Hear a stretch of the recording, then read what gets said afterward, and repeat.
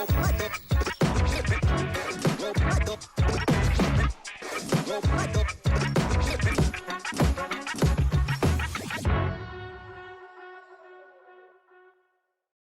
time, ready to shine. I'm so excited about today's show. Episode for week 9 of the Sharp Football Show. Remember, if you want to participate in the chat, go over to YouTube. Make sure you're subscribing over at YouTube. Sharp Football Analysis. Search for it. You can find the show there.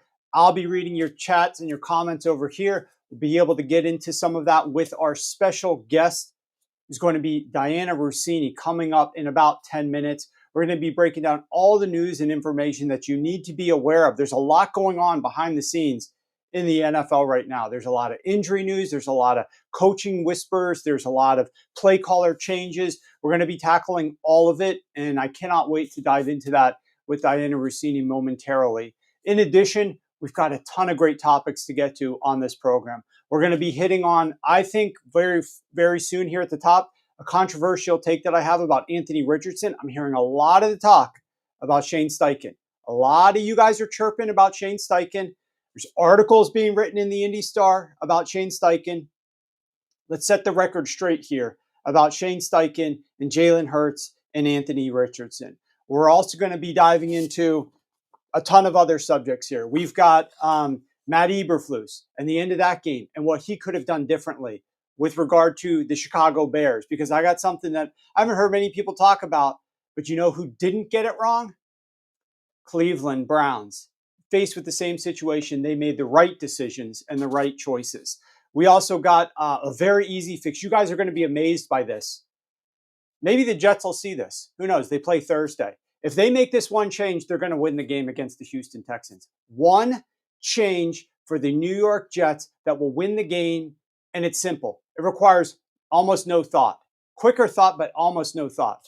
And then we got some strength of schedule talk at the end as well. So we're going to dive into all of that momentarily. Cannot wait to get into it here with our special guests. But first, I need to see you guys in the chat. How's everybody doing here? Where are you guys in the chat? Sound off, say hi. Let's go.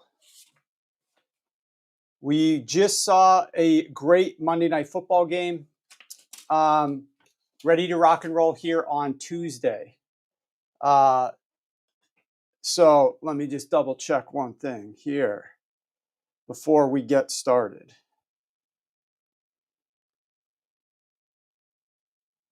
All right, there we go. All right, Matt, let's dive into the first topic.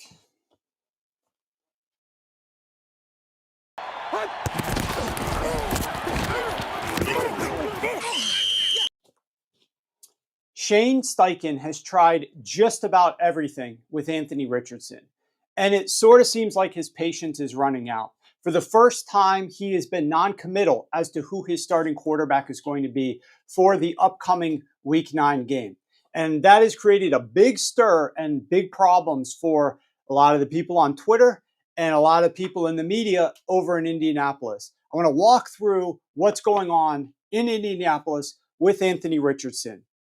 In his first 8 career starts spanning 2 seasons, last year and this year, Anthony Richardson has suffered 3 injuries which forced him to miss games. 3.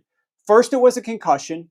Then it was a shoulder injury, which forced him to miss the entirety of the last half of the season and like the last 9 weeks of the season last year. And then in week 4 of this year, it was a hip injury. Now, I want to play all 3 of these injuries for you right now. And I want you to see what you notice that all 3 of these injuries have in common. Pay close attention to what you're going to see. Matt, roll the film. What do these 3 injuries have in common? Fumble for Stroud. Keeping is Richardson. And Anthony Richardson into the end zone for his 2nd touchdown of the day. This is the first one. This is the concussion. Where Shane Steichen tells Anthony Richardson, hey, we get this look. You get that keeper, and Stewart comes in there late with a nice pop. Yeah, Chris, you're right. The Colts fear a possible concussion. They started the evaluation process in the blue tent and decided it needed to continue back in the locker room. Anthony Richardson is hurt on this play. Designed quarterback run. He goes to the right side. Two defenders come on top of him, and some body weight lands on him, and immediately you see him grabbing at his right throwing shoulder. Anthony Richardson, the 4th overall draft pick, extremely mobile and a big, strong quarterback at that, 6'4", 2. Boy, so much excitement in this town surrounding their rookie quarterback. But bad news right now is he is in a world of pain. This was the hit.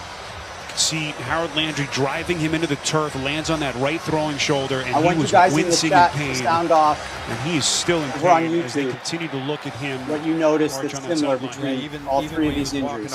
Here comes the third one. Meantime, Anthony Richardson will gingerly make his way into the locker room.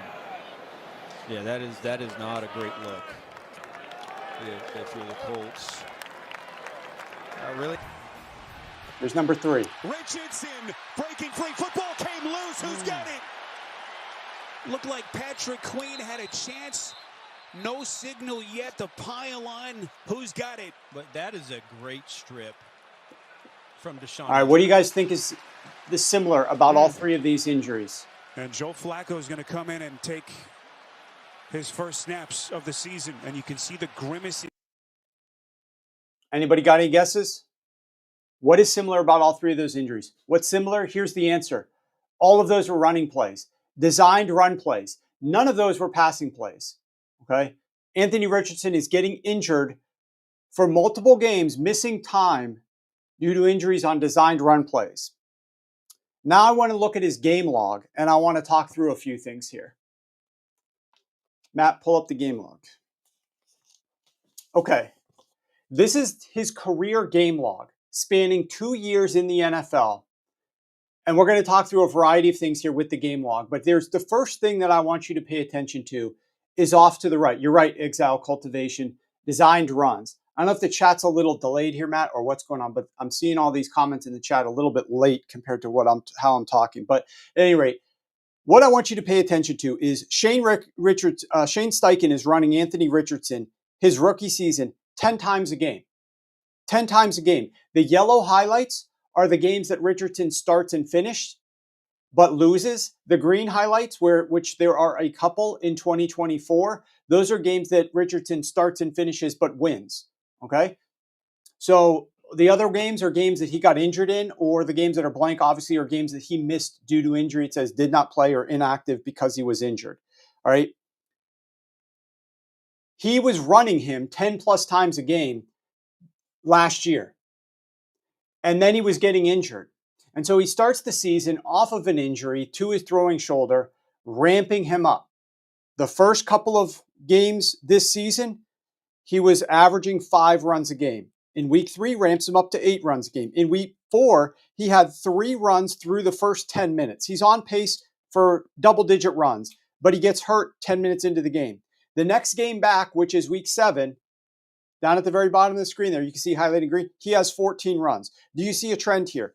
Steichen was ramping up the running from 5 to 8 to 10 plus before the injury to 14. Okay? People are complaining on social and on the Indy Star that they aren't running Anthony Richardson enough. He is ramping Anthony Richardson's rushing up in 2024. Okay? But we also don't know what was said after the 2023 season when Steichen saw Anthony Richardson get that season-ending injury. Do you know the conversations that Shane Steichen had with his owner, whether or not that they were told to make Richardson less of a runner and develop him more as a pocket quarterback to keep him safer? Because that's where he's getting injured, as a runner. I've seen a ton of criticism for Shane Steichen, and I don't know that it's warranted. They say the criticism is saying that they want Richardson to run the ball more.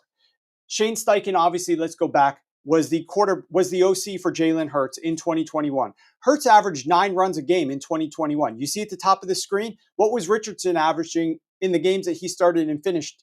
10 runs a game. He was running Anthony Richardson more than what he was running Jalen Hurts his first year with each quarterback. But the difference is that Hurts wasn't getting injured every other game when running the football. That first year with Shane Steichen, he missed only one game due to injury when he twisted his ankle. In Hurts' second year under Steichen, the Eagles went 13-1 through 14 games and made it to the Super Bowl. Hurts wasn't getting injured every other game when running the football in year 2 either. He played all 14 games to start the year. Then he hurt his shoulder. He missed 2 games that the Eagles could afford him to miss, Christmas and New Year's, before returning Week 18 into the playoffs. Yes, he was running the football 11 times per game, but Steichen could call those run plays without fear of Hurts getting injured because he proved to be extremely durable. And not just durable, smart with his decision-making and knowing how to avoid big hits. But you know what else is pretty interesting here as it relates to trying to win games? Do you know how many fumbles Jalen Hurts had in 2021 as a runner? 0. He had 0 fumbles as a runner. None. Total times the ball hit the ground, 0. I'm not just talking about fumbles lost. I'm talking about fumbles in general. Hurts fumbled several times when being sacked. He also had a couple bad snaps to him that he dropped or were rolling to him on the ground that he picked up and was credited with a fumble. I literally watched every single fumble that Jalen Hurts had those 2 years with Shane Steichen, and up till 4 a.m. watching these, every single play. Okay, he had 0 fumbles on read option plays, 0 fumbles as a runner those first 2 years under Steichen. Meanwhile, of Richardson's 9 fumbles that prior graphic had, we'll bring it back up in a moment, only 2 of them came when being sacked, opposite of Jalen Hurts. Let's take a look at some of these, Matt. Keep in mind, Richardson had 9 fumbles in 7 full games played. Let's play some of the fumbles from Anthony Richardson. And I want you to pay attention to something here. Right there, they get helped out. First down to the 30. It's on the ground. Richardson dives back on top of it. What do you think is in common with all of these?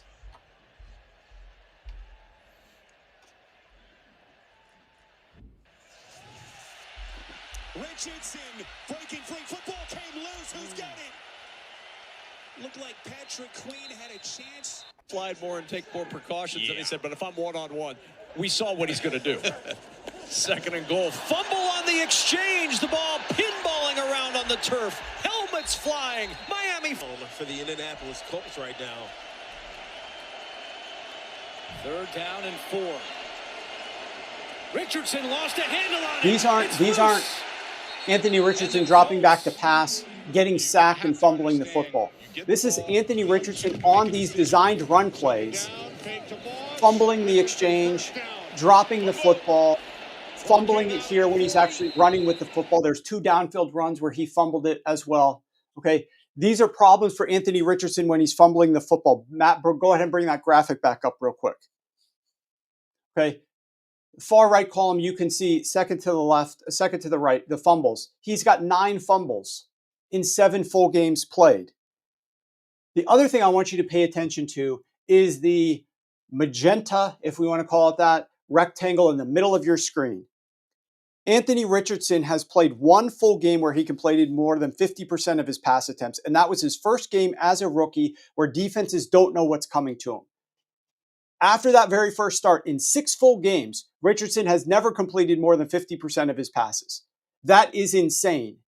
In year 2, this year, he's had 133 pass attempts and is completing 44%. I went back to 2000. There have been 112 quarterbacks with at least 130 pass attempts in year 2 of their career. Richardson is 110 out of 112 in completion rate. The only quarterbacks below him were Achilles Smith and Mike McMahon. The only quarterbacks better than him, but still sub 50%, remember he's at 44%, were J.P. Lossman and Tim Tebow. Now think about this. On third downs, he's completing number 112 out of 112 is where he ranks in completion rate on third downs. 35% completion rate on third down. No second-year quarterback has been worse in the last 25 years. How do you win like that? So now I want to zoom out and think about some of these critics. I was reading again this Indy Star article where they seem to have all the answers for Shane Steichen, and it was that Shane Steichen's doing a bad job with his play calling because he needs to run Anthony Richardson more. He can't run Anthony Richardson like Jalen Hurts without fear of him getting hurt, unlike Jalen Hurts. Richardson gets hurt more than Jalen Hurts. Richardson loses fumbles when he's running more than Jalen Hurts did. Richardson can't be a pocket passer because his accuracy is awful. He's throwing more interceptions than touchdowns, and he can't convert on third down. The only real solution that would make Shane Steichen's critics happy is the one that is like these people would complain if he was doing the opposite. Think about this. Put yourself in the other shoes. Let's pretend that Shane Steichen in year 2, after Anthony Richards getting hurt more like in every other start in his rookie season, if Shane Steichen comes out and runs Anthony Richardson more to start the season this year, and then he's fumbling the football and he's running him and he's not trying to develop him as a pocket passer, and he's a 4th overall draft pick, and he's just having him run the football even though he got injured. Those critics would be complaining about Shane Steichen's play calling, about him not trying to keep Anthony Richardson safe, about him not caring about the long-term future of the Indianapolis Colts quarterback, about not trying to develop him as a pocket passer. And so yet Shane Steichen tries to come out and do that.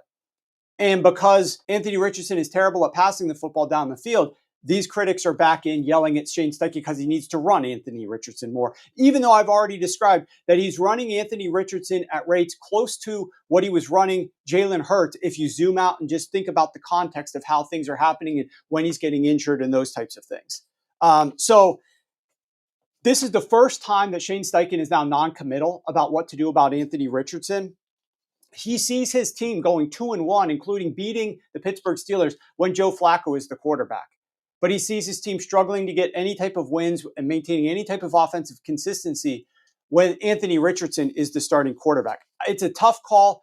I want to hear what Dianna has to say. She's joined us now. I think it's difficult and too early to give up on Anthony Richardson. But at this point, if you're trying to win games, what are you going to do? Because there's no real direction that you can turn. It's an unenviable position that we've got for Shane Steichen as the head coach and the play caller, because I just don't think any of it's going to work here. All right, Matt, let's bring in Dianna. Thank you, Dianna, for letting me get through that. How are you doing today? All right. Well, I do want to mention that Dianna is a senior insider for The Athletic, and she made that move this past offseason. Hey, Dianna. And is absolutely crushing it over there. I noted to all of you guys to be following her when free agency came about this past offseason. She absolutely killed free agency talk. She's been great with the draft, and she's had tons of scoops. That's why I wanted to bring her on here. Appreciate you giving us some of your time, Dianna, here. You can follow her on X. She's a senior insider for The Athletic, and she's the host of the Scoop City podcast. Sorry, I'm coming. With Chase Daniel. So she's doing an absolutely outstanding job. All right, we're waiting on getting Dianna organized here. So I do want to talk to Dianna. One of the first things that we're going to discuss with her is the issues with Shane Steichen and how he has been non-committal in making the decision as to whether or not to pivot to Joe Flacco potentially. And so we'll get to that with Dianna momentarily. All right. While my producer is getting organized there with Dianna, let's see what we can pivot onto. Let's go through some of your questions. Exile Cultivation says that completion percentage is cartoonishly bad. Yes, it is cartoonishly bad. That completion percentage by Anthony Richardson. No, I don't know, Ian. I don't know if he should be playing defense. But look, he's a physical specimen.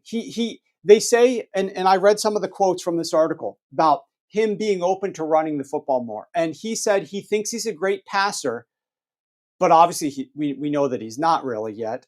He needs more time to develop. I agree with that. But he said his strength is his running. He can run, second best quarterback in the league next to Lamar Jackson is what he said.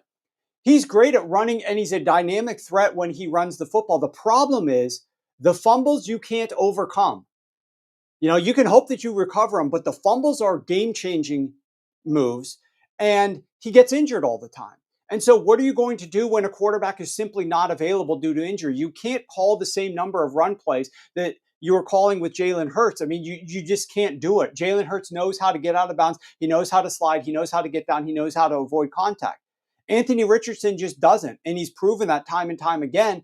And maybe that's one of the areas that they need to develop with him. But some guys just don't have that wherewithal. Like, look at Tua, just lowering his head despite the concussions, just running right into a defender, trying to knock him over. And that's how he got his concussion earlier this season. Let's see what else we got here from the chat. I'll go through some of the chat. And then, Matt, if we want to go to the next topic or just keep me updated as to whether or not we're going to be able to get Dianna here.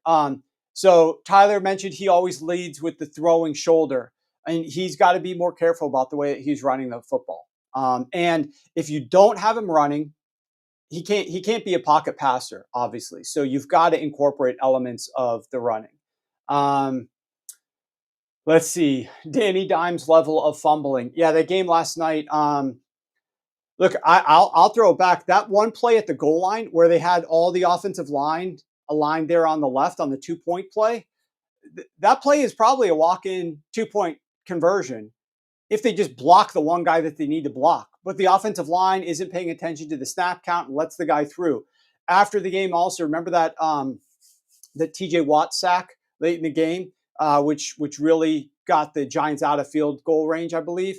That was a play where the Danny Jones was supposed to audible and bring the tight end over to help Illuminor, his right tackle, in pass protection. Both he and Brian Daboll after the game said that he was supposed to do that, and he simply never brought the tight end over to help in pass pro. Illuminor was blocking as if there was a tight end there helping chip in the pass pro, and the tight end just never was there. And so Daniel Jones got sacked.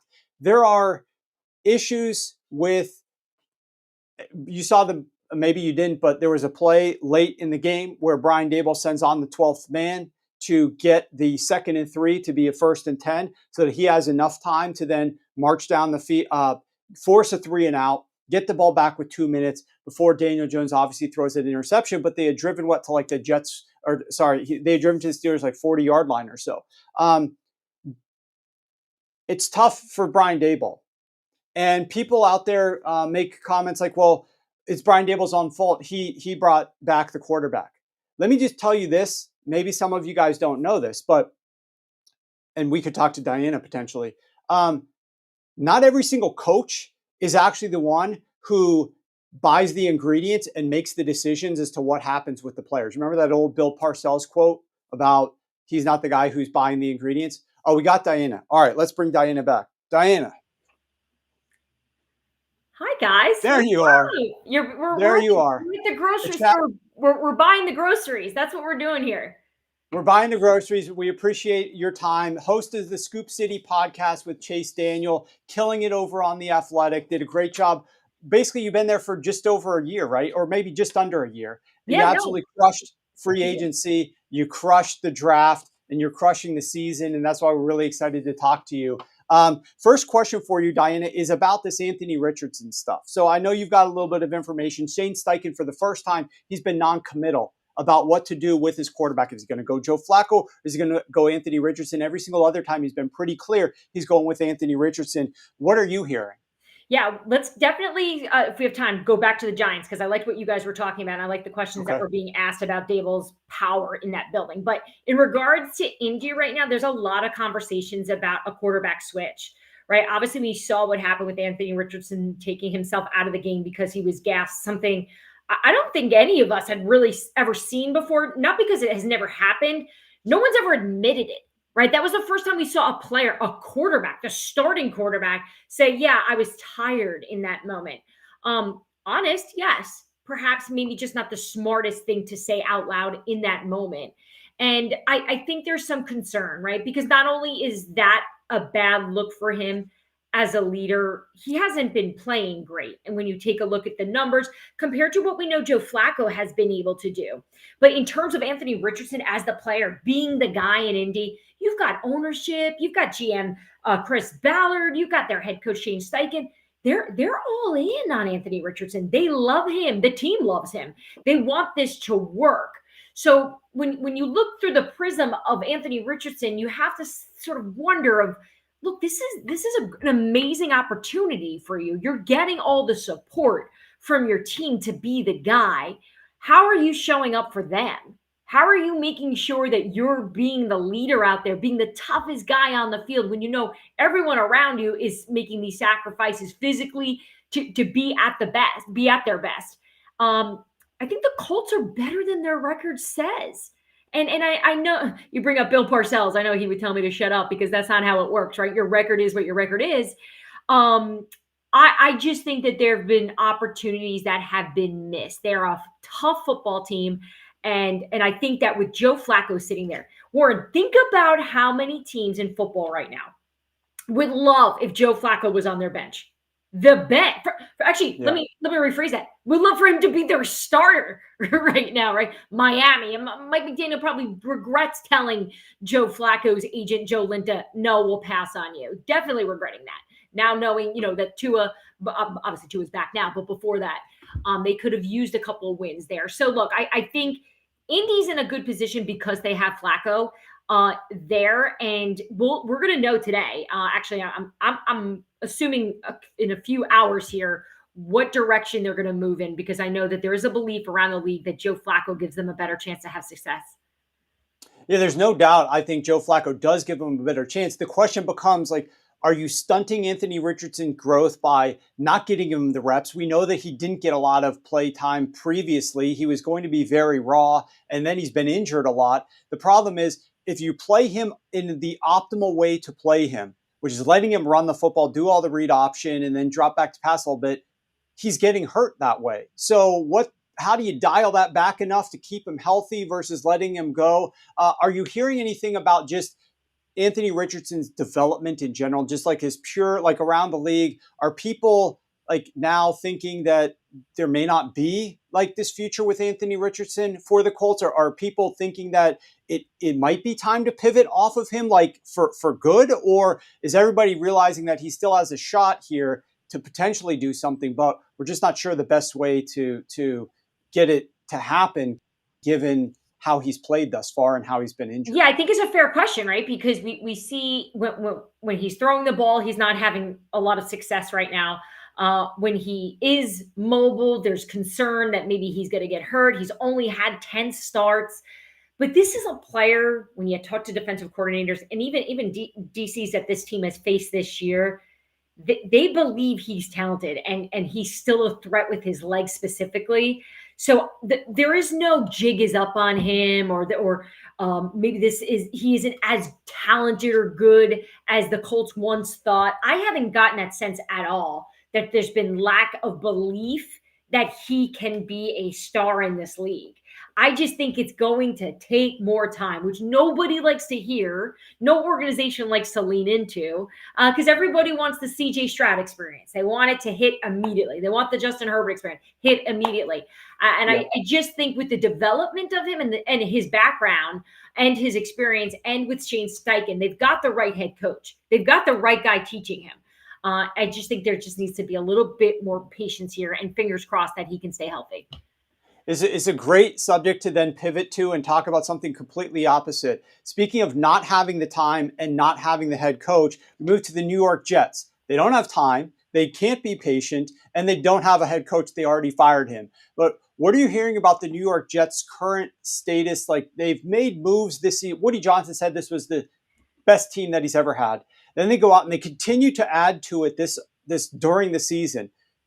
Getting rid of that coach, bringing in this guy, changing the play caller, bringing back your pass rusher. Every week they're making moves, and they're still winding up with the same results. Afterwards, I got some great, after we're done speaking with you, I've got an analysis of something I think the Jets could do to make things improve quickly. But they play on Thursday against the aforementioned Houston Texans. You just talked about CJ Stroud. What are you hearing about what's going on inside that building and the prospects of the Jets turning things around here? It's funny. I was just watching I think it was on YouTube from the Texans. They were just doing a matchup breakdown, and the Houston Texans general manager, Nick Caserio, was ripping through the Jets roster off the top of his head with no issue, by the way, because he obviously does his homework on these teams in terms of scouting. And Warren, I know you know this because this is your expertise of understanding rosters and understanding what these teams should look like. But hearing Caserio rip through how much talent is on this Jets team, it's almost like I forgot. during all of this. It's like I forgot how good they are. They have just bursts of talent all over the field, both sides of the ball. They're dangerous. Aaron Rodgers is one of the smartest quarterbacks in football. He's one of the smartest players in football when he's on the field. Yet nothing looks like that. On paper, it's fantastic, but obviously the play has not been good, losing to the New England Patriots. So what is the issue here, right?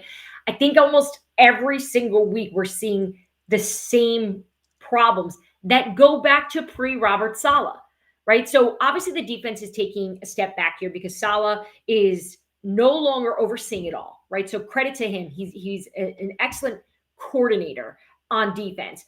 Jeff Ulbrich is now being taken out of all those meetings and all the things that he needs to do to get the defense ready to oversee, to be the head coach of a football team. So we're seeing a drop-off in the defensive performance because they're not getting that same type of coaching. All those small details that Ulbrich was so good at with his defense, he just can't do it all. So that's been the hardest part, I think, about losing Robert Saleh. I don't think moving on from Robert Saleh is going to be looked back as, oh, that was such a big mistake. The mistake of it all was probably the timing, right? They should have done that last year. But the mistakes that you're seeing, they're the cultural things, their discipline, their leadership. They're the things that sound so boring when we're talking about football teams. But when you look at the great ones, you don't see those problems because they're coached well, because there's a standard, because there's accountability. And this Texans team actually, I think, is a good example for the Jets because they're building towards that. I wouldn't say that they're there yet, but they're talented as well. They've got a phenomenal head coach. They all seem to be rowing in the same direction there, where I feel like the New York Jets, everyone's got their own paddle, and yeah, they're being forced to sit in this boat together, but they're all scattered and doing it at the wrong times. And quite frankly, in some situations, just putting the life jacket on, hoping that this ride is going to end soon. Well, it will if they keep losing the games in the manner that they're losing. And this game here, they're favored by 1 point, very narrow margin over the Houston Texans on Thursday night. Little time to turn things around. Do you see anything out of, like, every time I'm seeing Aaron Rodgers, he's pointing the finger, sometimes at himself, sometimes at other players, but it's a different thing each week. Like, something different each week is causing them to lose these games. And it seems like a general lack of urgency to me with the way that they're operating things behind center and everything that they're doing within that team. And they don't have that guy at the top who's the strong leader because they got rid of their head coach. Is there any room to turn things around? Like, we could talk about things that they need to do a little bit better, but if Aaron Rodgers is not taking command and being authoritative in that locker room and getting an urgency involved, and they have no head coach, and it's Ulbrich, who, like, a lot of people liked his savviness, but he doesn't seem to be that guy. I mean, they punt the ball on that first drive, 4th and 3 at the 40-yard line of the Patriots, the first series of the game. When they need to go and set the tone, they punt the ball. They take a delay of game, and then they punt the ball. And Aaron Rodgers walks off the field shaking his head. It's like, I don't feel like they've got anything to look forward to, really. Like, the answer is right around the corner for them. Do you get a sense that, like, they're close and that something's right around the corner? Or are they still pretty far off? I think your question is also fair because I've been searching for it as well. And I think a lot of people are, right? Because after a while, how many times can we tell this tale? How many times can these problems just be magnified every week? And when you're talking about urgency, I know you're talking about getting in and out of the huddle, all those things that they're walking. Like, this goes back to the basics of the standard was never in place here. And the bad habits and the ugliness that's happening on the practice field show up on game day. This doesn't just happen. This is all part of the Jets experience. And Woody Johnson has been trying to fix it by giving what we on the outside see it as just quick fixes, right? Like, Devontae's going to fix this. Taking the play calling away from Nathaniel Hackett and giving it to Todd Downing, that's going to fix it. And there were sparks. I think we saw a little bit of juice on their offense after they made that switch. But the consistency, and with Aaron leading, and I think that the definition of leadership for Aaron is different than we see with other quarterbacks. And for him, I think he's doing as much as he can, but he's also not playing that well. So I think you have a lot of different problems on all areas in all different units too. And you have to wonder what's happening inside the building. Do they want to win? Yes. Are they trying to get better? Yes.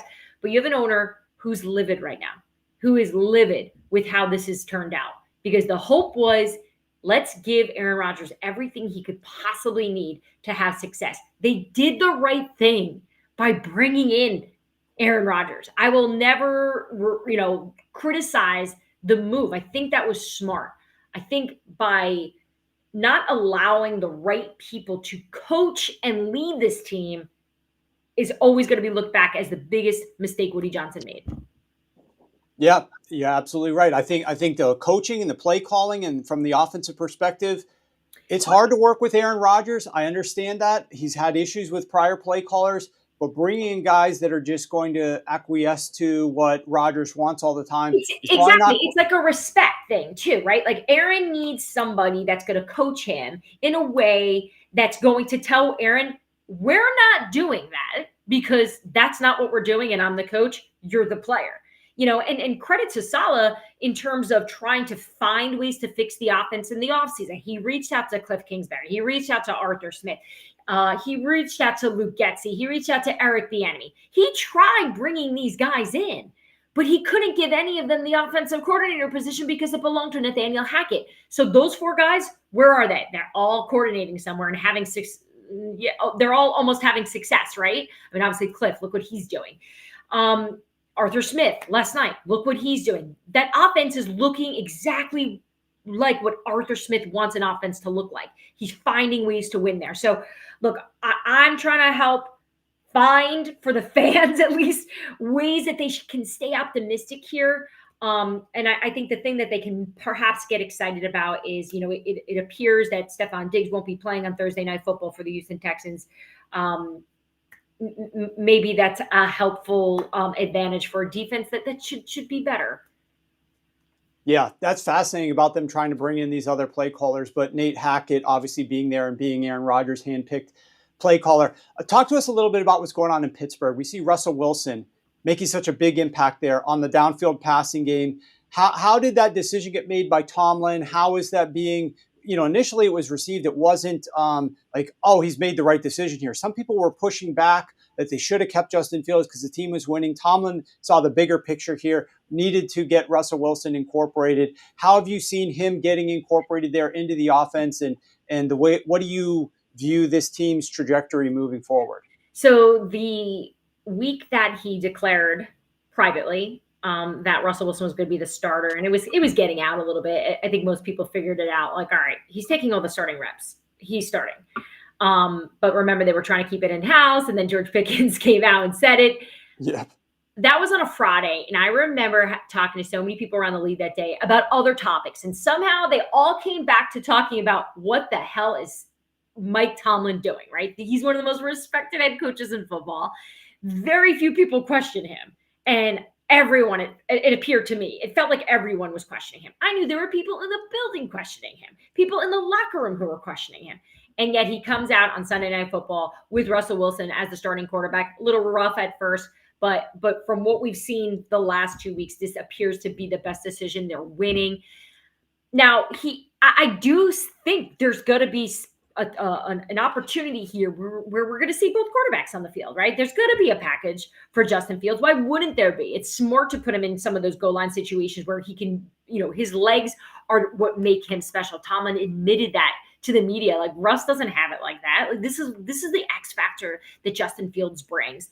And look, credit to Tomlin. That was a hard decision because you got to think about the mental side of this for Justin Fields, being told he was getting benched for Russell Wilson, who really hadn't done anything yet. He just came back from injury. So Tomlin made the right decision for now. This is smart. And what Arthur Smith has been able to figure out is, okay, the offense is going to be similar with both these quarterbacks, but I'm going to lean into what they do best.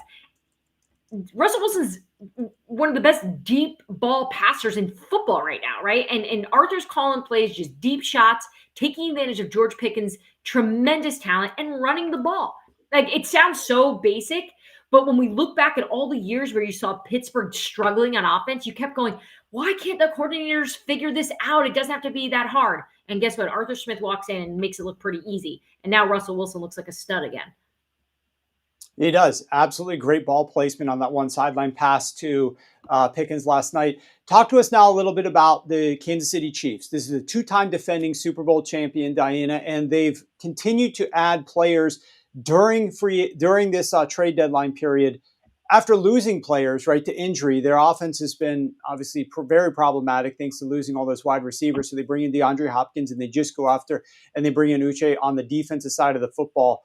What are you hearing about kind of like how they're getting this done and their priority with regard to making that three-peat? Because it seems like this team is just dead set on getting this done by any means possible.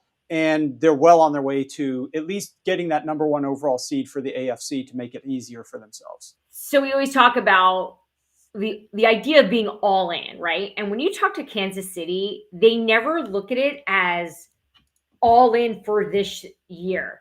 They look at it as a window of Patrick Mahomes' time as a Kansas City Chief and taking advantage of his career, essentially. That every year is a Super Bowl winning year in their minds. That's how they behave. It's how they conduct business. It's how they try to figure these situations out. And just going back to right before the DeAndre Hopkins trade, talking to people around the league and even talking to some people in Kansas City about what the next move was going to be at receiver, because we knew they needed it, right, with all the injuries that they're dealing with. And even with Skylar Moore now on IR, they needed a player, but it didn't appear that they were going to be in on a big name guy because of the money. They don't have a lot of cap room. And somehow Brett Veach is able to figure, and Andy Reid, because he's got a big influence on this stuff, whether he admits it or not at the podium. They're able to sort it out with the Titans to have the Titans pay some of it so they can make this work. Other teams that called about DeAndre weren't getting the same type of willingness from Tennessee that somehow Kansas City was able to get in terms of them paying off some of the money. So that works out. And after that trade, Skyler, right after that trade, then Sky Moore went on IR, and I was told that they were going to continue to look around. And I think they're still going to be looking around. I don't think they're going big, but if something falls in their lap, they're going to. So look, the thinking there is let's just plug the holes where we can plug them. Spags obviously gets another weapon for him. They needed it. But these are just how the great teams operate. It's taken some swings here. Not every player pans out, right? Vic Fangio was just talking at the podium in Philadelphia about most moves made before the trade deadline. You very rarely pick up on someone that is so significant and is such a big add to your team. It's usually just a temporary, quick little fix. And I think in this regard, DeAndre Hopkins is a route runner similar to what Travis Kelce is. And that's how they see it. And look, we saw some of it and that was just a little bit. Week two, this playbook opens up. Yeah, it seems like they're going to continue to expand that, and I'm excited to see what he's able to do there, because I love looking at some of the players who have never really worked with an elite quarterback before, and he's one of those guys for certain. Talk to us a little bit about Brian Daboll. You wanted to come back to this topic, so I want to make sure we get it in here. With regard to Daniel Jones back on the Giants, who actually is responsible for that? And Daniel Jones, what's the future here for the New York Giants with Daniel Jones? How does Brian Daboll factor into it? Because New York Giants fans, obviously the Jets are buying the Giants a little bit of time because of how bad the Jets are, and it's taking the spotlight off of what's going on in New York with the Giants to some extent. But the Giants are still struggling. The Giants spent a lot of money on Daniel Jones here. What's the end game? But first of all, like, how did we even get to this point? And is it Daboll's fault? Because fans are pointing the finger at Daboll, and I'm not so sure that they're aware of how different organizations do things. And in some cases, the head coach has a lot more influence over personnel decisions, and in other cases, the GM has a lot more influence. Talk to us about that dynamic. Yeah, that is true. Around the league, it's different in every place you go. I can tell you, though, in New York, Brian Daboll and Joe Schoen are a tandem. They are really close in terms of when you want to talk and describe a head coach and a GM's dynamic. To their credit, they walk together in the good and the bad. And I think that's what's made them at times successful when we saw them doing that was because they were so in sync.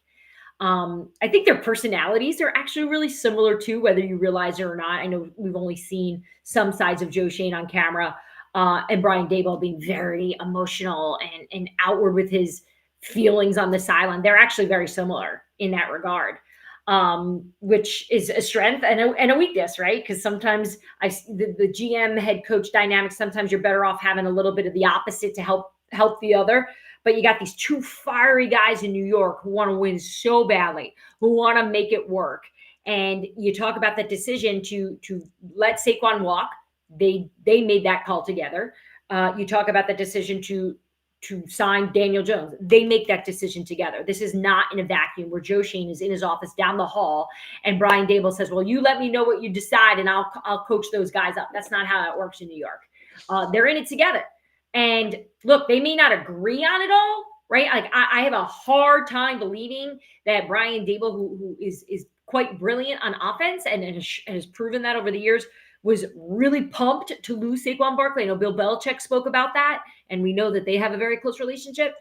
But at the end of the day, they're in it together, and that's what they signed up for. So you can't really do this blame game of, oh, poor Brian, Joe forced this thing down his throat. That's just not how it is there. Whereas in other organizations, I've seen that. I've seen decisions get made where the head coach had no say in it, but not in New York. And so, look, just moving forward, John Mara, the owner, coming out saying that these guys are safe this year. Look, good for him for giving them the confidence. Good for him for feeling like this is actually the right leaders for this Giants team. I just think it's a wild statement to make before Halloween.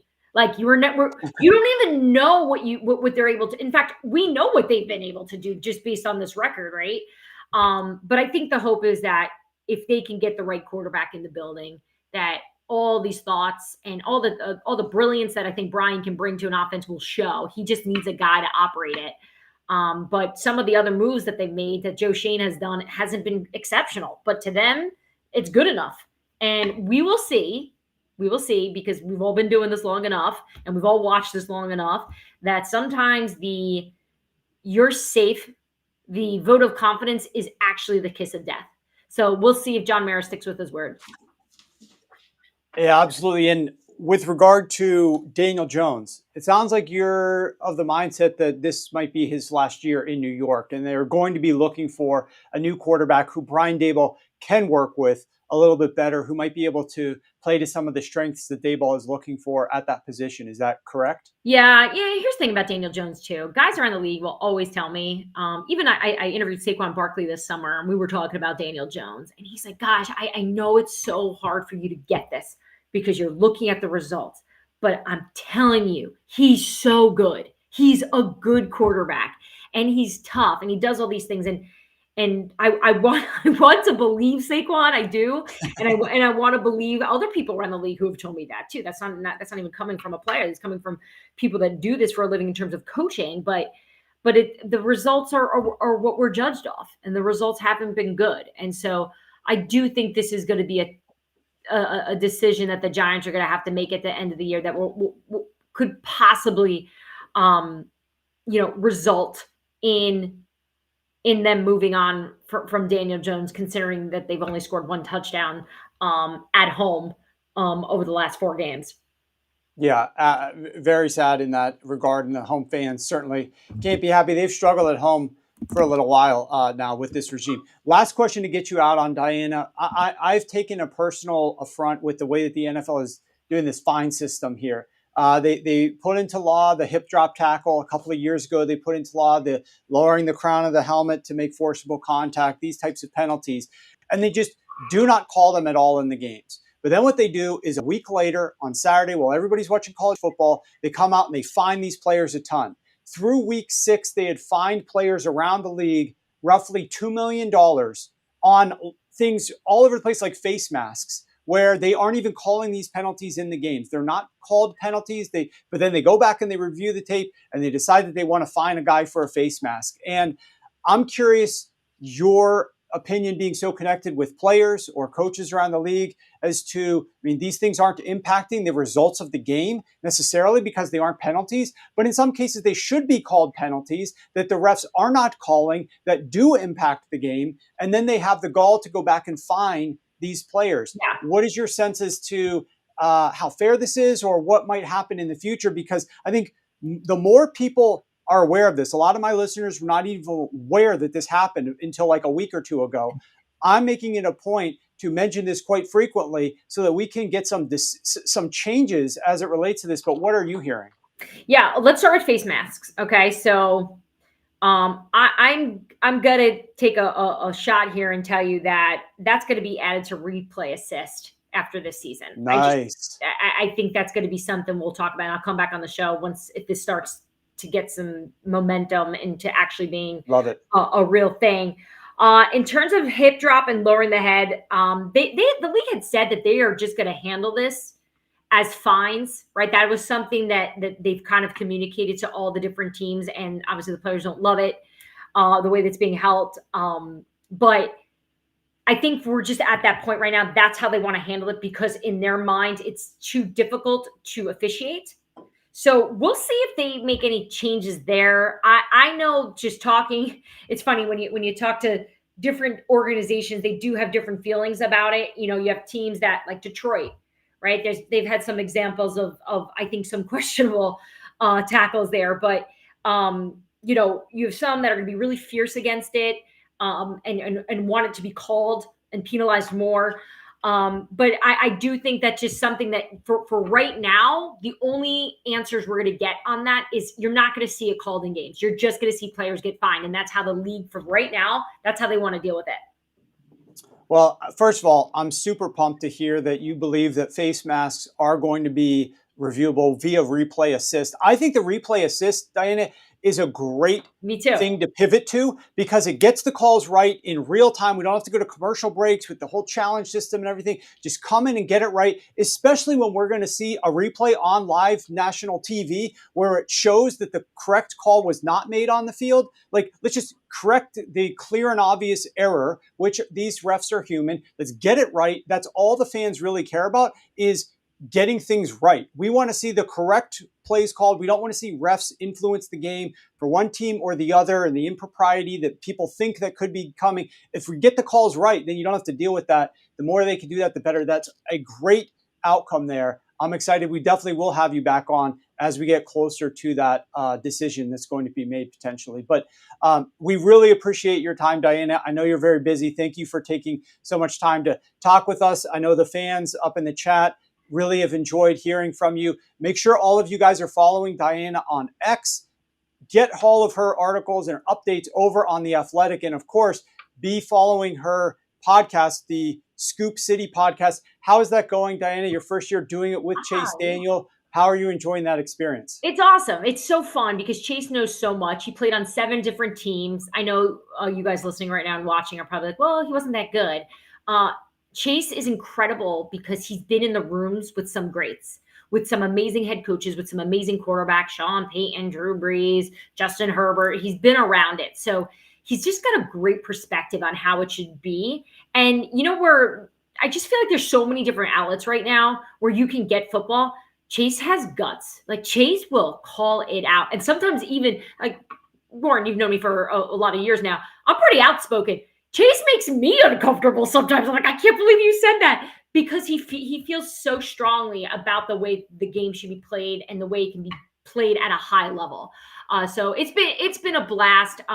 So the Scoop City podcast, it's twice a week, Tuesdays and Fridays it drops. So most of the show is around the inside information I'm finding out, things I'm hearing around the league. Some of it's fodder, some of it's true. Some of it's just good conversation. So hopefully you guys check that out. And on Saturday mornings, I drop a column on The Athletic. I'd love if you guys checked it out.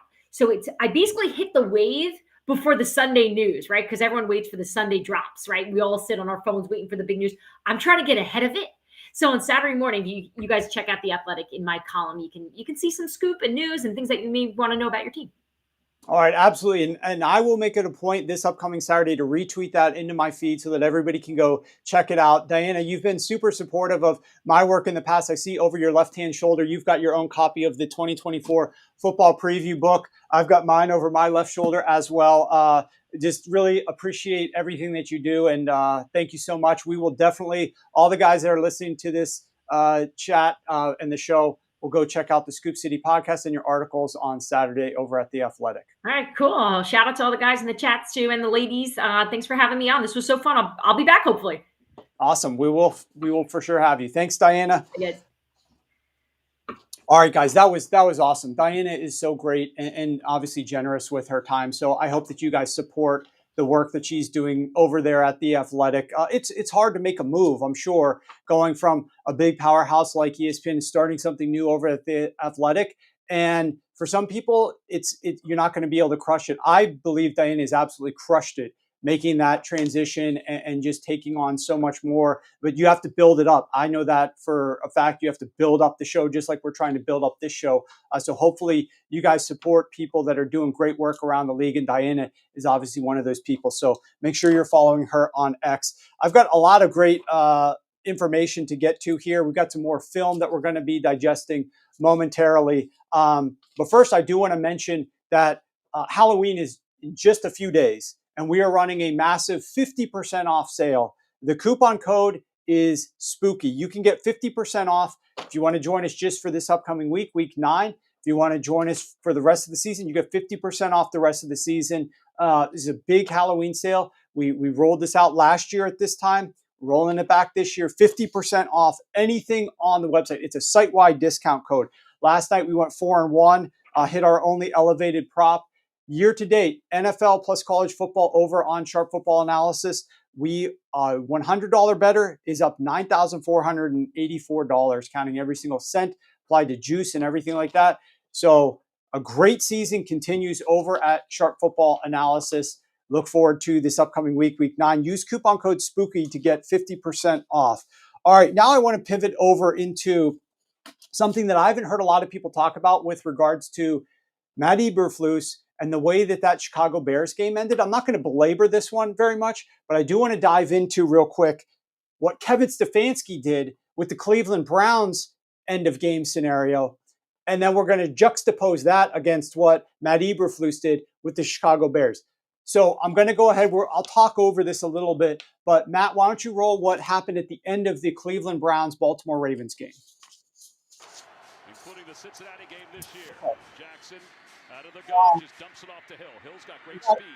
He makes one man miss. He gets inside the 25. But the clock they have to get on the clock. The Baltimore Ravens have no timeouts left. They get on the clock, and they are able to spike it with about 21 seconds left. 21 seconds here. I mean, you should have at least 4 plays to try and get this ball into the end zone. They're talking about at least 4 plays. I don't think it's quite that much. But I want you to watch what Kevin Stefanski does here. And keep in mind, he's got all 3 timeouts. He's telling his assistant, get out of my face. I'm concentrating here. And again, if you're the Browns, nothing in the end zone, nothing where they get out of bounds. So 2nd and 10 after the spike. Watch what Stefanski does. 5 or 6 seconds left. 2nd down, and the Browns use a timeout. So Kevin waits to the last second to call a timeout. Listen to the hosts. The commentators. We have 3 of them. I like doing that because I want to see exactly what they line up in each time. If I have a timeout, I'm gonna use it defensively. Let them line up, see what they're in, try and get the right defense out there, the right personnel. And not only that, Jay, but on a 2-minute drive like this, the defensive linemen totally run out of gas. They're exhausted. So as an offensive lineman, you like that because the guys can barely get out of their stance. That timeout enables Myles Garrett, Zadarius Smith, all those guys to get their wind fully back for this next play. You know, we really haven't called Myles Garrett's name much all day. No. All right, so you heard the announcers. They said it just as well as I could, so I shut up there. They saw what the Ravens were going to line up in. So here's the Ravens' next play out of the timeout. The defense has gotten a little bit of rest and a little bit of coaching, and now they're getting the pass rush. And there's Myles Garrett pressuring Lamar Jackson, which they said that they had not seen all game. So the Ravens get flushed. I fast forward it here. We go before the next play. It's 3rd and 10. Watch what happens. But today in a timeout called by Cleveland. another timeout called. They had 3. They used the first one after that first down play, heading into the second down. They used the next one after that second down play, heading into third down. Get their defense set, see what the Ravens might be lining up in. Here's the 3rd and 10 play.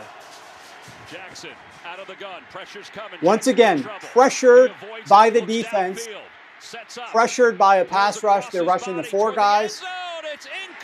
Almost intercepted. You could say almost completed, but almost intercepted as well.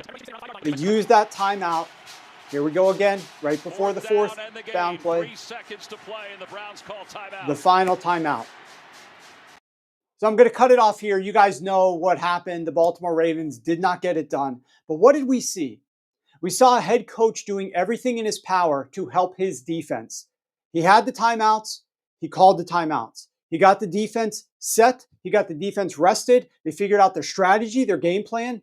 I cannot tell you, and having worked with coaches and specifically play callers a bunch, how crazy it gets on the sideline. When that play clock is ticking down and that buzzer is right there, think about like the most difficult decisions that are, think about if you're trying to make a decision at your desk, in your office or your field of work, whatever you're doing, but all the TV cameras are watching you and you have a certain number of seconds to do it and so much is on the line. It's hard to do that.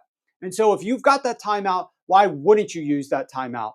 And we saw Kevin Stefanski do that. They were rushing extra men. They used 4 every single time. They got a pass rush on the quarterback.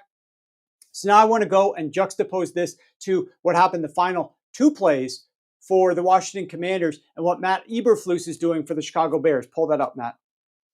I'm telling you right now, this is not the Hail Mary time.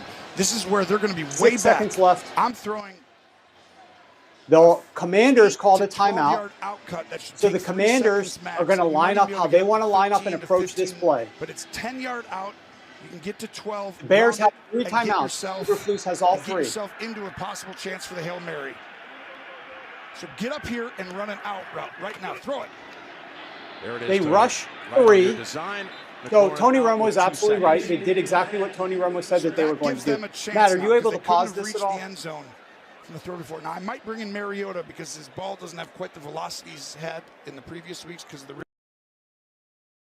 All right. It looks like, Matt, we got some comments that we may have gotten the stream suspended here as a result of us throwing up these clips. So why don't we bring down the clips? Okay, let's go back to me. In the chat, I want you guys to let me know when we are back up in the chat. Let me know when we're back up in the chat. And Matt, you can edit this out. When we're not live, Matt, you'll just clip this. And we will just wait here for a second. As soon as we are back up and running. Oh, I'm on Twitter. So it's showing on Twitter, but it's not showing on YouTube. Okay. So if that's the case, let's just keep doing this. It's not showing up on YouTube. Hopefully we'll be back. The bottom line with this, guys, I'll just talk through it. We don't need to show those clips anymore. Matt, we'll see what happens when we get to the Jets clips. Oh, we're back up? Okay. So the bottom line with this, guys, is that before that play, the Bears had all 3 timeouts and did not call a timeout.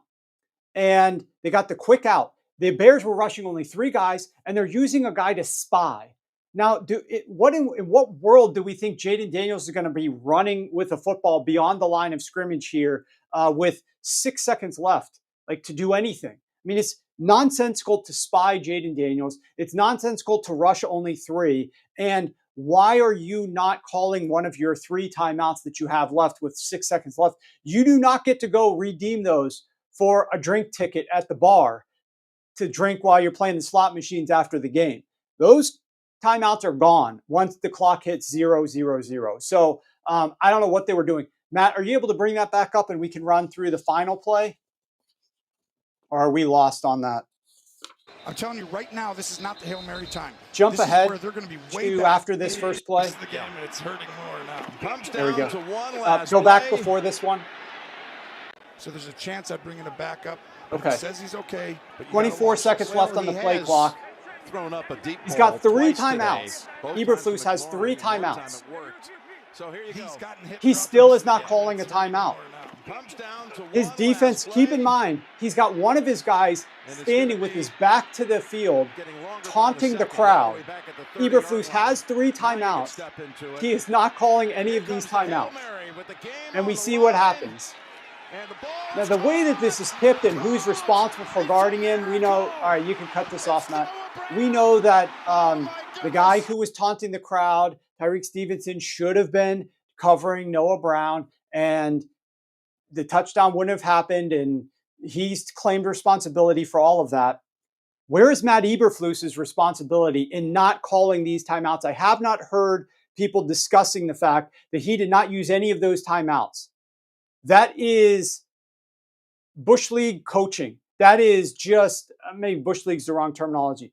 It's basic coaching. And that's why I wanted to juxtapose it against Kevin Stefanski and what he did there. Because Kevin Stefanski did the right thing with calling these plays and calling these timeouts. And Matt Eberflus just cost his team. By not using those timeouts to get organized, cost his team the ability to win that game. And there's no excuse for it. He had all 3 timeouts, could have called 2 of them, one before the play that gained the 12 yards on the sideline, and one before the Hail Mary. He could have called those once he saw Washington line up so that he could make any adjustments, or just simply get his guys familiar with the game plan. He didn't do it. Just the lowest form of coaching, in my opinion. Not using those timeouts. Just really upsets me, because to me, we get so focused on a lot of the big things, but the little things, sometimes those details are what wins and loses games. Some of those small decisions. And I really believe that if he had called timeouts before both of those plays, the Bears win the game. And he didn't, and they lost. So that was on him as a problem. Okay. Let's go to the next topic, Matt.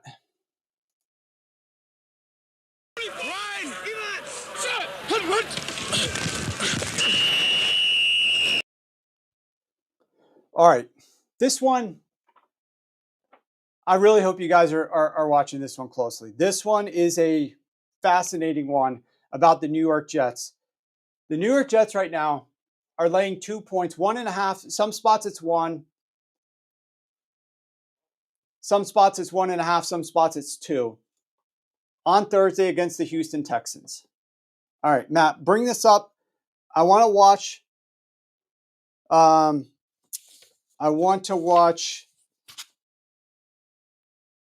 No, actually, bring up the first still. Media New York Jets 1.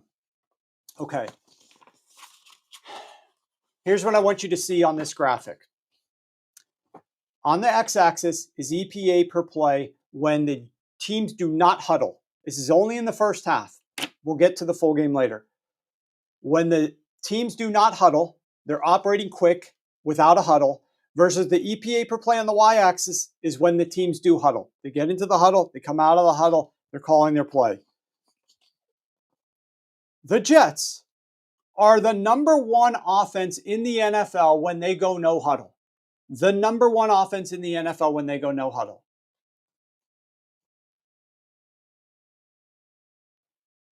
However, they are well below average when they actually call plays when huddling.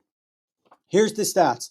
When the Jets are no huddle, they're number 1 in EPA per play, they're number 3 in success rate, and they're number 5 in yards per play. When they huddle, they are number 24 in EPA per play, number 24 in success rate, and number 24 in yards per play.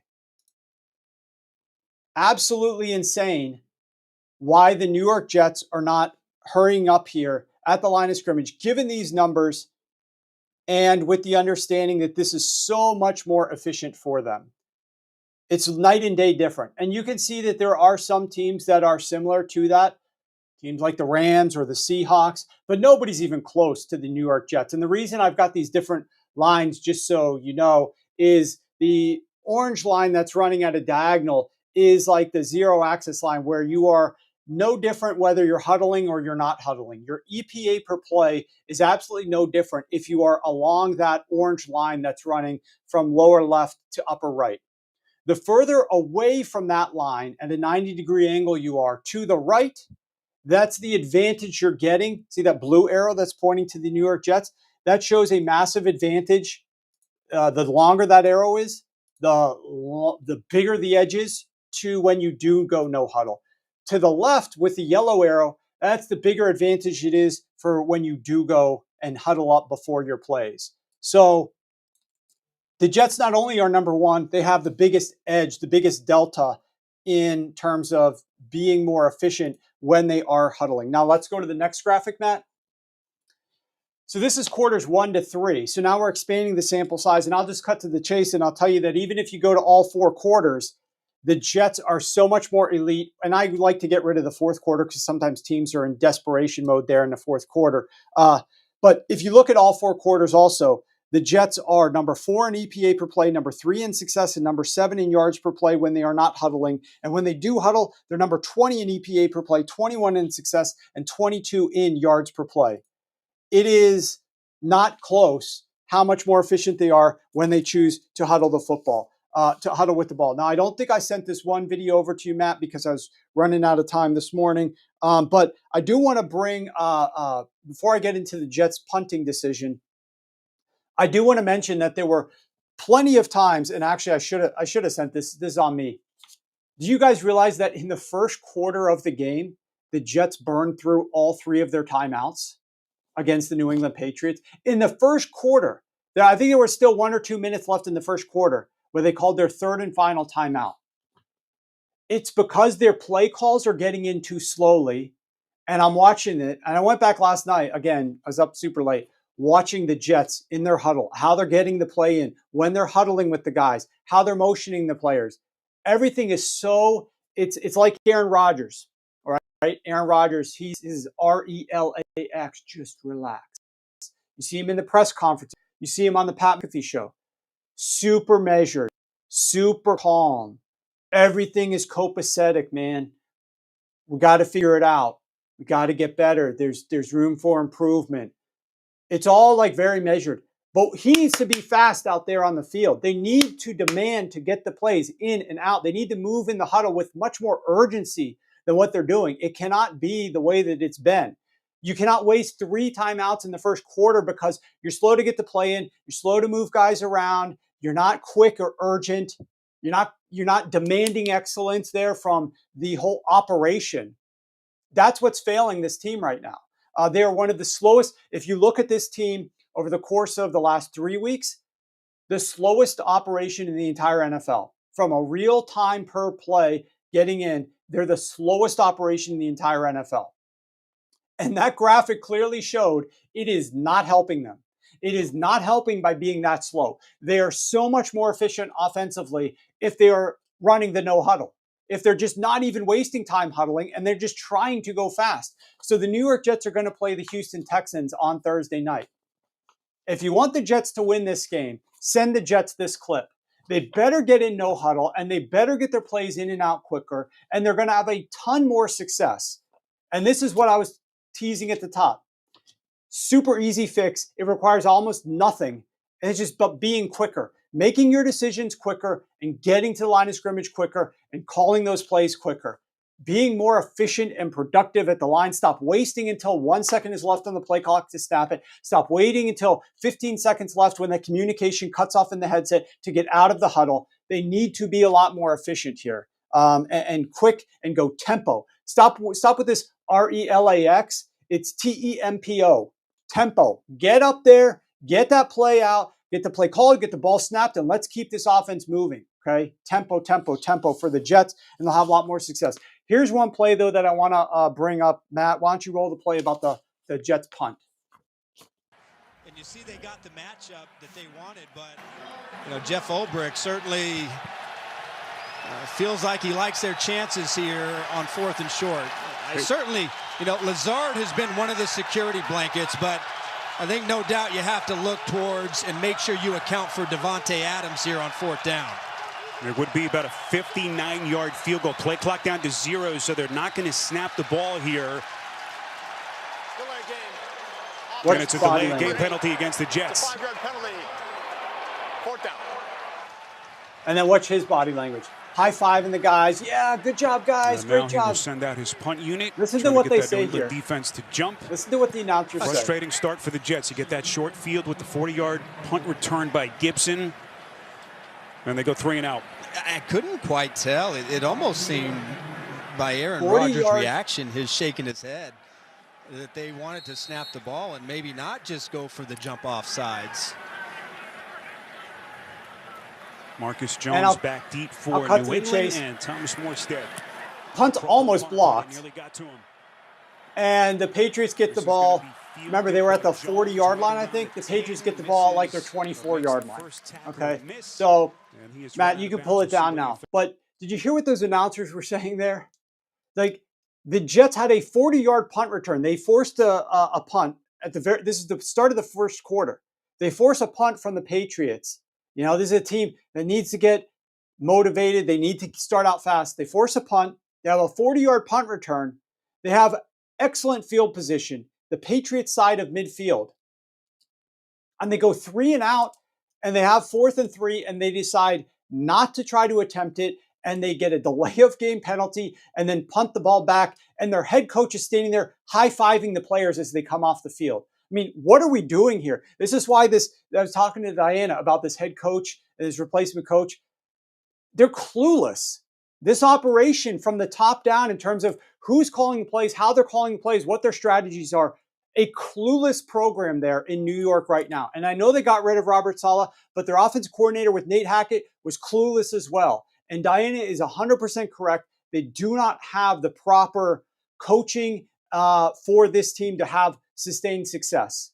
And therefore, they're not going to. But you can make one change, even if I'm the one who's identifying it for you, to help you out a ton. New York Jets, go faster.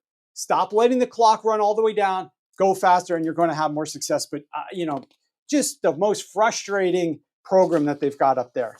Okay, let's hit a little bit of strength of schedule talk. And then we'll get to some of your questions. So, Matt, why don't you pull up the first strength of schedule graphic? Okay, so what we've got here, I did not run the circles because we had a big program otherwise, and I did not get around to doing that. Let me see what's going on here.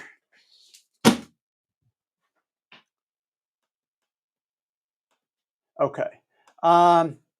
At the top, we've got the pass defensive efficiency of opponents. So this is for offenses. What defenses have you been playing? The Commanders have been playing the easiest, basically tied with the Cleveland Browns, the easiest schedule of opposing defenses for the Commanders' offense. The Commanders' offense has looked good, but in part that's because they've been playing cupcakes from a defensive perspective. The Tennessee Titans on the other side, on the left-hand side of the top graphic, they have played the most difficult schedule of opposing offenses on the season. And so what is important to note is down at the bottom there, the Tennessee Titans are playing now a much easier defense. The New England Patriots defense ranks well below average in terms of being a good defense. And so as a result, things should look better for the Tennessee Titans offense this week. They have played the toughest schedule of defenses year to date. Now they're going to be playing an easier than average schedule.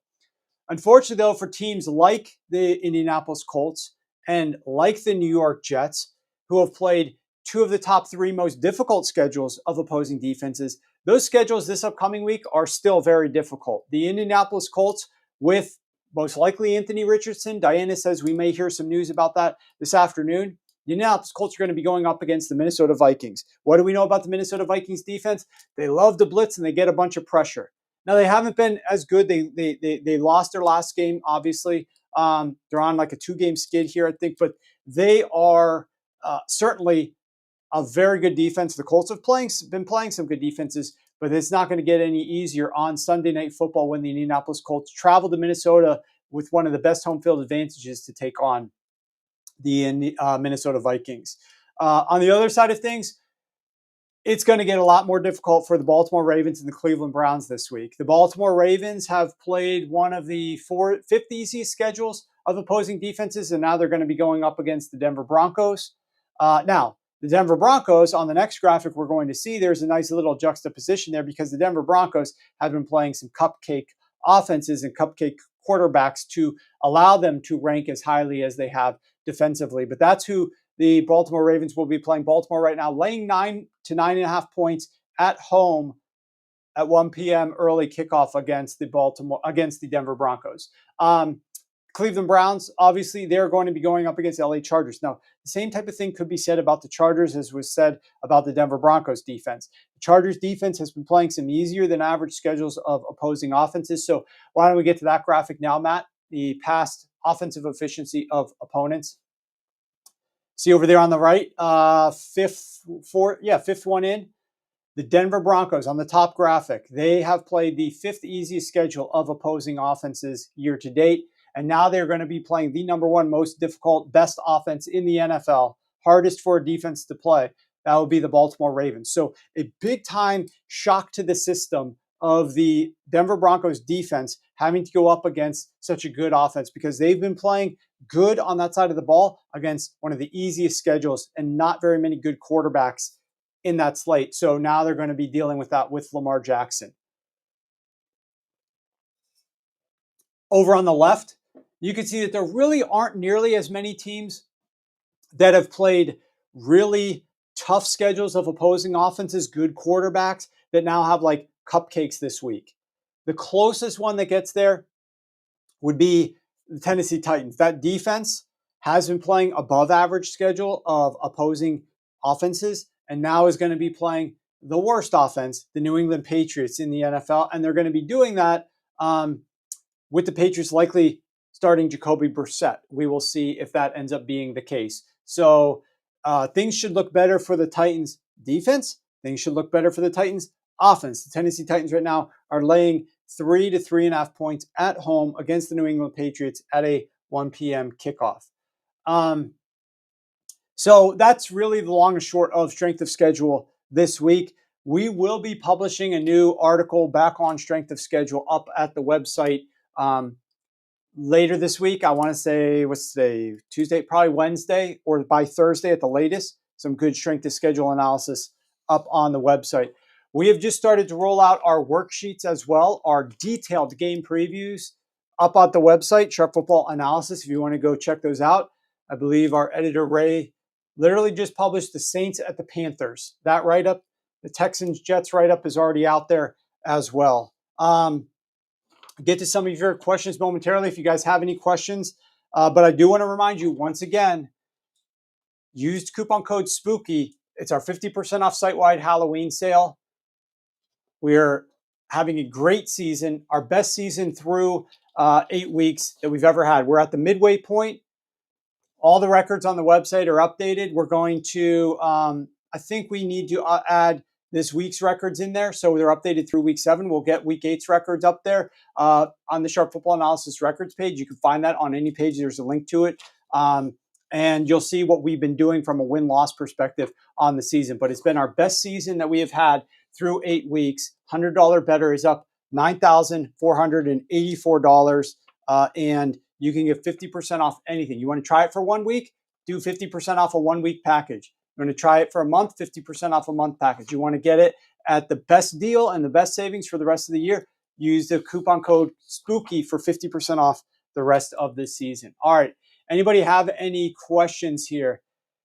Kevin Stefanski, Coach of the Year. Now, that's really interesting, Ian. Stefanski, he's given up play calling duties. I don't think it was in his power to make any move at quarterback. I think he is a really good coach. I don't know what the long-term future is going to hold for him there in Cleveland, but I do think he is a good coach, and I'm excited for him to get the opportunity to coach the way that he wants to coach. And I hope that happens soon because coaches don't have usually super long shelf lives, especially if they've got records like he has. But I think some of what has happened to him has been as a result of the quarterback play, which has been as a result of ownership, as opposed to what he wants to do. Yeah, so it looks like on the YouTube thing, guys, the some of the clips, especially when we're playing the TV footage, they didn't like that too much. So I understand that. In some cases, I wanted to hear the announcer, so that's why I'm not playing the all-22 or other angles like we've played previously. but I really wanted to get that commentary up there to you from some of those guys, whether it was Tony Romo or Ross Tucker or what have you. Does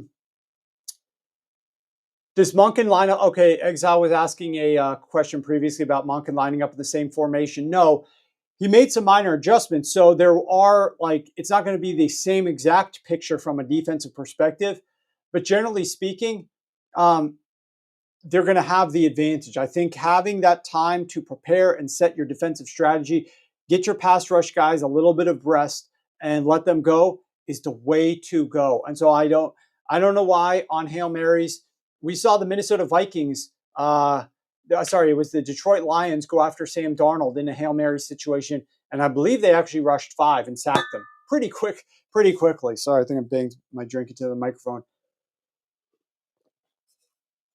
4 to 5 pass rushers. What's Eberflus doing with the spy? But 4 to 5 pass rushers. And if you are not using all of your timeouts, your full allotment of timeouts at the end of each game, and you lose, are you really trying your best to win? As a coach, are you really trying your best to win? I understand holding one in reserve for a certain situation. I understand you're down 30 points. You don't want to call them. Okay, there's a couple of situations like that I understand. For the most part, and for the most games, you've got 3 of them. Make sure that you are using them, especially when the game gets late, and otherwise you're not going to be able to take them with you. So, all right, guys, I apologize if some of you are asking questions. I think the chat is not operating correctly here, Matt. We're not getting very many of these questions in, but at any rate, previously from Ian, why haven't the Jets released their kicker? Good question. They should be holding tryouts. They don't have an actual head coach. Good question. It's a massive liability. Kicking is amplified this year because certain teams have great kickers that seem like they can hit from anywhere on the field. And so when you have a kicker who can't, especially in very makeable situations like kicking an extra point, that's a huge disadvantage. Now, where the playing field will get more evened out, and what I'm really interested to see is we've had a lot of points this season come from long kicks, long field goals, although that was more so the first few weeks of the season has lessened a little bit of late. But once the weather turns and we start getting windier and colder, and it's not as easy to kick those field goals from distance because of some of the elements that exist in late fall and winter time periods. What is that going to do to scoring? What is that going to do to some of these teams that have been more dependent upon that?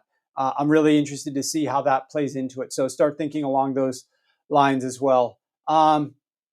Okay, that'll do it, guys. We will be back on Friday. Hope that you guys enjoyed the show with Dianna. We've got great guests on Tuesdays. We'll continue to roll out good guests and ask questions to them. But we'll be back Friday sharing bets, props, all of our favorite NFL, college football, sides, totals, and prop bets.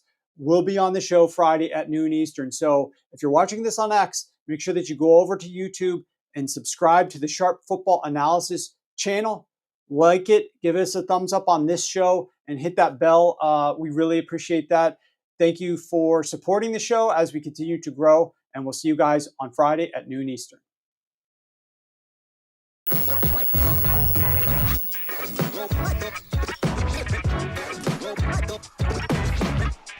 Right.